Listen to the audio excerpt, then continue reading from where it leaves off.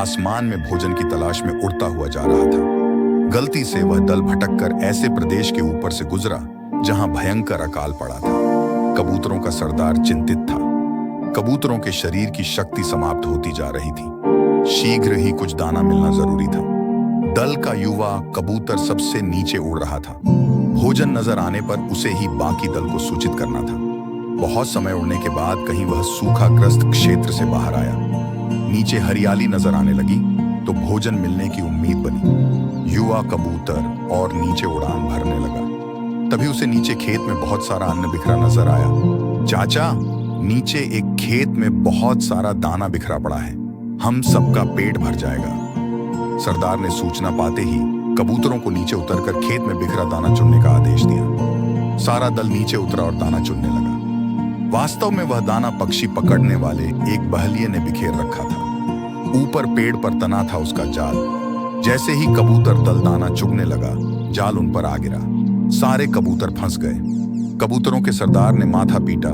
ओह, ये तो हमें फंसाने के लिए फैलाया गया जाल था। भूख ने मेरी अक्ल पर पर्दा डाल दिया था। मुझे सोचना चाहिए था कि इतना अन्न बिखरा होने का कोई मतलब है। अब पछताए होत क्या। जब चिड़िया चुग गई खेत, एक कबूतर रोने लगा, हम सब मारे जाएंगे।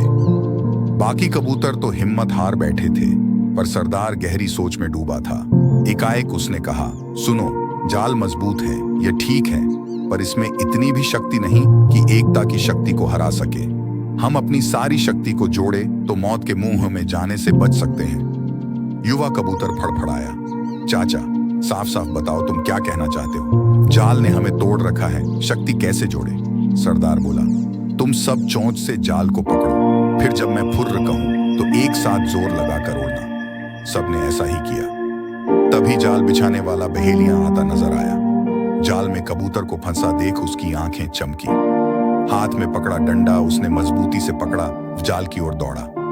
बहेलिया जाल से कुछ ही दूर था कि कबूतरों का सरदार बोला, फुर्र।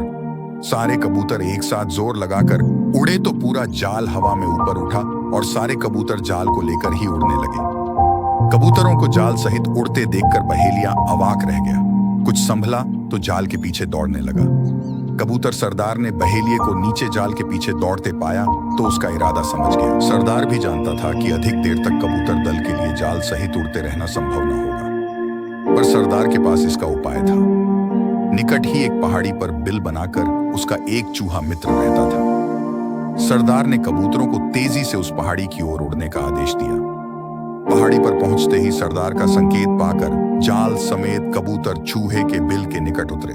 सरदार ने मित्र चूहे को आवाज दी। सरदार ने संक्षेप में चूहे को सारी घटना बताई और जाल काटकर उन्हें आजाद करने के लिए कहा। कुछ ही देर में चूहे ने वह जाल काट दिया। सरदार ने अपने मित्र चूहे को धन्यवाद दिया और सारा कबूतर दल आकाश की ओर आजादी की उड़ान भरने लगा। सीखा, एकजुट होकर बड़ी से बड़ी विपत्ति का सामना किया जा सकता है।